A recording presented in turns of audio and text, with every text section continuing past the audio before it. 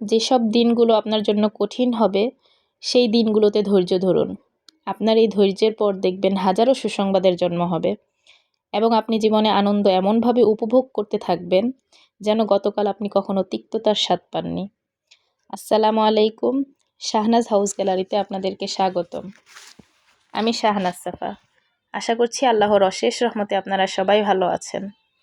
আমরাও আলহামদুলিল্লাহ ভালো আছি।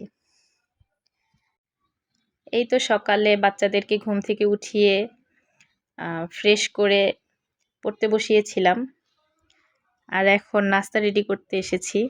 ওরা ঘুম থেকে ওঠার পরই খেতে চায় না, সেজন্য আগে পড়তে বসাই, তারপর নাস্তা দিই। তখন দেখা যায় কি, পড়তে পড়তে ওদের খিদাটাও বেশি লেগে যায়, তো নিজ থেকেই ওরা নাস্তাটা চায়, নতুবা অনেক জোর করে খাওয়াতে হয়। তো আমি সবসময় চেষ্টা করি একটু খিদা লাগার পরে খাওয়াতে। এই তো নাস্তা টাস্তা শেষ করে ওরা উঠানে খেলতে এসেছে। আমার মেয়েদের খুবই প্রিয় এই খরগোশ দুইটা। ওদের খাবার আছে কিনা, পানি আছে কিনা, এগুলো ওরাই খেয়াল করে বেশি। না থাকলে এসে বলবে, আম্মু ভাত দাও, খরগোশকে দিব, বা ধান দাও, খরগোশকে দিব। খরগোশ, কবুতর এগুলো নিয়ে খেলতে খেলতেই ওদের অর্ধেক দিন পার হয়ে যায়। বিকেল হলে কবুতর দেখতে চলে যাবে ছাদে, আর সকালে খরগোশের কাছে থাকে। এদিক দিয়ে আম্মু তরকারি কেটে দিয়েছে, আমি দুপুরে রান্না করতে চলে এসেছি। কাটাকুটিটা আমি খুব কমই করি, আসলে আম্মু দিতে চায় না। আম্মুর ভাষ্যমতে সবসময় বসে টসে থাকলে নাকি উনি অসুস্থ হয়ে পড়বেন, সেজন্য একটু একটু কাজ কাজ করতে চায়। আর আমিও চেষ্টা করি দুপুরের রান্নাটা একটু তাড়াতাড়ি সেরে ফেলার। রান্নায় দেরি হলে সব কাজে দেরি হয়ে যায়, বাচ্চাদেরকে গোসল করানো, খাওয়ানো, নামাজে সব কিছুতে দেরি হয়ে যায়। সেজন্য আমি চেষ্টা করি একটু তাড়াতাড়ি দুপুরের রান্নাটা সেরে ফেলার। আর এখন যেহেতু শীত চলে এসেছে, দেরি করে গোসল করালে বাচ্চাদের ঠান্ডা লাগার ভয় থাকে, সেজন্য ওদেরকে আগে আগে গোসল করানোর চেষ্টা করি।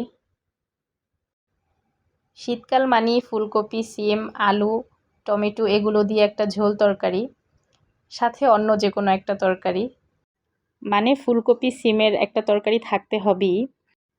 আমাদের বাসা বা আমার আত্মীয়দের বাসা, মানে সবার বাসার অবস্থা একই রকম। আপনাদের বাসায় ফুলকপি সিম প্রতিদিন রান্না হয় কিনা কমেন্টে জানাবেন। ভিডিওটি যদি আপনি ফেসবুক থেকে দেখে থাকেন আর আপনার যদি একটুও ভালো লেগে থাকে, তাহলে প্লিজ ভিডিওতে একটি লাইক দিয়ে শেয়ার করে দিবেন, আর আমার ছোট্ট পেজটিতে ফলো দিয়ে দিবেন।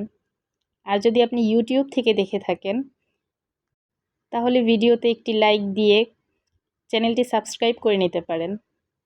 আর আপনি যদি তা অলরেডি করে থেকে থাকেন, তাহলে আপনাকে অসংখ্য ধন্যবাদ। বাসায় অল্প করে ইলিশ শুটকি ছিল, সেটাই ভুনা করে নিচ্ছি। ঝোল তরকারির পাশাপাশি দেখবেন শুটকির তরকারি কিংবা ভুনা বা ভর্তা হলে কিন্তু ভাত খেতে ভালো লাগে।